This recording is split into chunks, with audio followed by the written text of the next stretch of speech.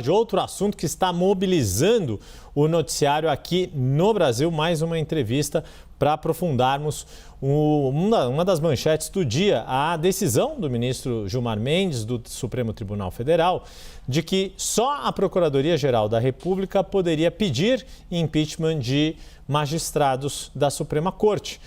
Quem vai nos ajudar a entender esse contexto e todas as reações, mas principalmente as questões jurídicas envolvidas, é o Gustavo Sampaio, professor de Direito Constitucional da Universidade Federal Fluminense. Professor, muito obrigado, sempre um prazer recebê-lo e sempre muito importante recebê-lo quando vivemos situações como esta.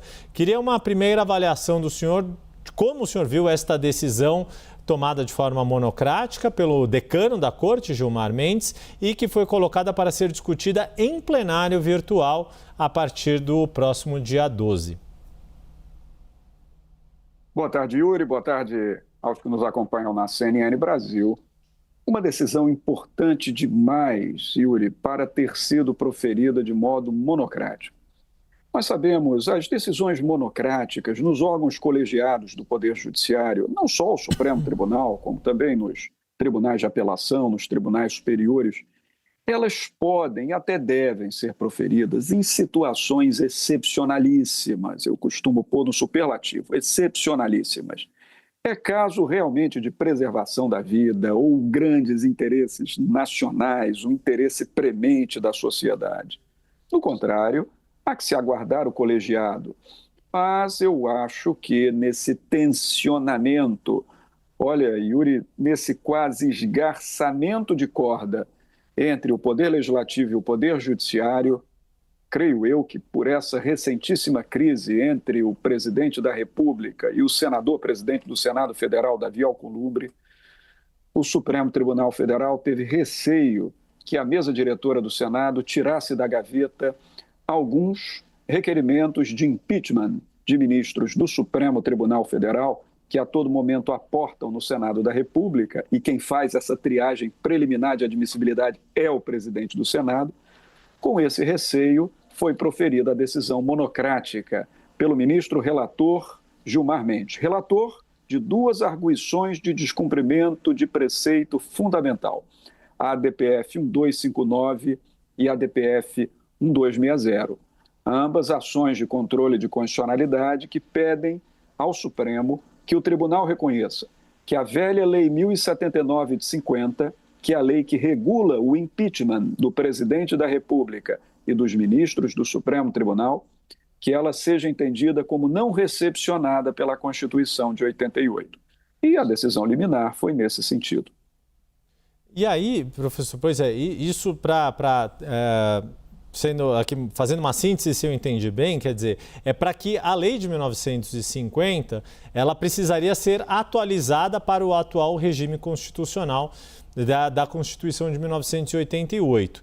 Diante de tudo o que vivemos e todas essas questões envolvendo o Supremo, discussão sobre se há ou não há ativismo da parte do STF, se há ou não há o uso dos pedidos de impeachment como uma arma política contra decisões que não são bem recebidas por agentes políticos ou por um determinado campo político, o senhor vê algum exemplo que possa ser seguido pelo Brasil de outros países que conseguiram resolver melhor esta relação entre poderes para que nem o poder que emana do povo, o Congresso Nacional, se volte contra o Supremo, que tem sim um poder, né, uma atribuição de defesa de minorias, mas que tampouco este poder constitucional de uma corte como o STF não seja também abusado, não seja extrapolado além do que se deve ocorrer num funcionamento adequado de instituições democráticas? Você sabe, Yuri, nos países, de um modo geral, na Europa continental do pós-guerra, depois da redemocratização europeia, o modelo das cortes constitucionais funcionou muito bem.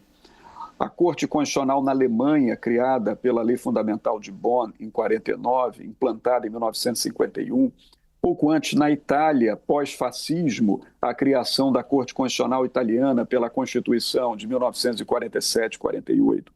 E tempos mais tarde, depois da derrubada das ditaduras também fascistas na Península Ibérica, a Constituição Espanhola de 78, com a criação da Corte Constitucional, e a Constituição Portuguesa de 73, que, com a Revolução dos Cravos, redemocratizou o país e estabeleceu uma Corte Constitucional também. Lá na Europa continental, essas cortes constitucionais têm vivido mais em harmonia com as atividades do Poder Executivo e do próprio Poder Legislativo. Mas é bom ver que por lá também prevalecem os sistemas parlamentaristas, de governo.